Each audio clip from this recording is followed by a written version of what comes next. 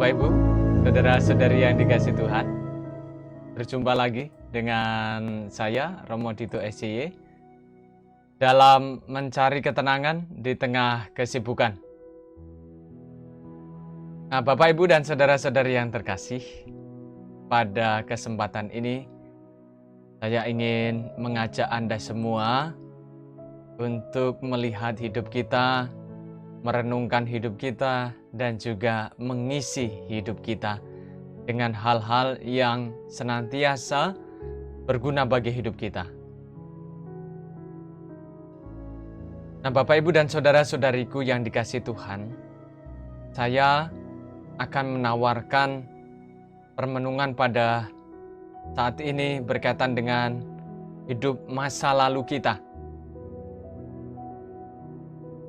Hidup itu pasti terangkai oleh masa lalu, masa sekarang, dan masa depan. Namanya kehidupan pasti banyak tantangan.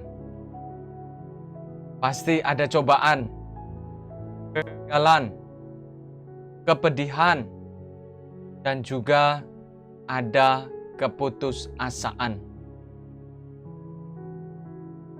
Kehidupan adalah perubahan yang dialami dan spontan. Maka apapun yang terjadi dengan kehidupan kita diundang untuk menerimanya dan jangan menolaknya. Karena dengan menolaknya, menolak segala peristiwa yang ada berkaitan dengan cobaan, kegagalan, kepedihan, dan keputusasaan, akan menimbulkan kesedihan. Biarlah semua itu berjalan sesuai dengan kenyataan. Biarkan mengalir secara natural. Berjalan seperti apa adanya. Dalam kehidupan, tak hanya kebahagiaan yang kita temukan, tapi mungkin saja lebih banyak kegagalan, kesedihan, dan juga kadang ada kesulitan, ada nangis-nangisnya, tetapi juga ada sukacitanya. Mungkin perjalanan hidup banyak melewati lembah kekelaman, melewati jalan terjal, dan mungkin kita saat ini sedang mengalami itu. Tapi coba lihat sekarang. Bukankah kita sudah melewati hal-hal yang demikian? Bukankah kita sudah melewati semuanya itu sekarang? Kita selalu banyak pilihan.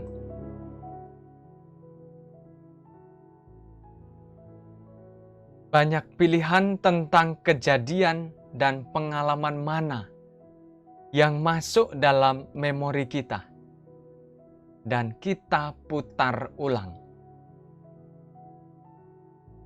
Pikirkan dengan matang sebelum memutuskan.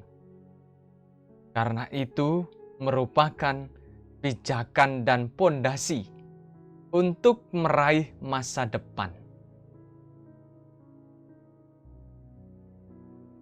Hiduplah seperti pohon yang berbuah. Menarik ini. Banyak orang melemparinya dengan batu, dengan kayu. Tetapi pohon itu membalasnya dengan buah. Hidup kita itu ibarat memori handphone. Saya yakin kita semua itu, saya dan Anda, punya banyak foto dan video yang tersimpan dalam memori handphone itu. Kalau kita mau membuat album seperti yang kita mau, kita punya kendali penuh atas semua itu. Punya kendali untuk bagaimana mengumpulkan atau membuang foto mana yang akan kita simpan dan jadi kenangan, dan foto mana yang akan kita buang dan kita simpan. Begitu pula dengan kehidupan. Kita punya pilihan untuk menyeleksi semua pengalaman yang kita punya. Entah itu sedih atau bahagia, kita punya kendali penuh atas semua itu. Kita juga punya kendali yang mana perlu kita ingat dan yang mana perlu kita lupakan. Maka Bapak, Ibu, dan saudara-saudariku yang terkasih, untuk mengisi ruang batin kita, jangan terpenjara oleh masa lalu. Karena akan membuat kita tak pernah akan maju. Itu semua hanya akan mengikat dan merantai hidupmu. Jangan sampai pengalaman pahitnya sekali, tapi kejadiannya kita putar berkali-kali. Jangan sampai sedihnya hanya sekali, tapi menderitanya dibawa setiap hari. Yang bisa kita lakukan adalah menerima pengalaman-pengalaman yang ada dalam hidup kita dan memaknai sebuah peristiwa. Itulah yang akan menentukan apakah kita bahagia atau kecewa. Nah, Bapak, Ibu, dan saudara-saudariku yang dikasihi Tuhan, Tuhan pasti punya rencana dalam setiap peristiwa hidup kita. Entah sedih atau bahagia, pasti Tuhan sudah punya rencana untuk itu semua.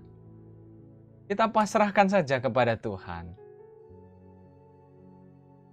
Yakinlah Tuhan punya rencana indah bagi hidup kita.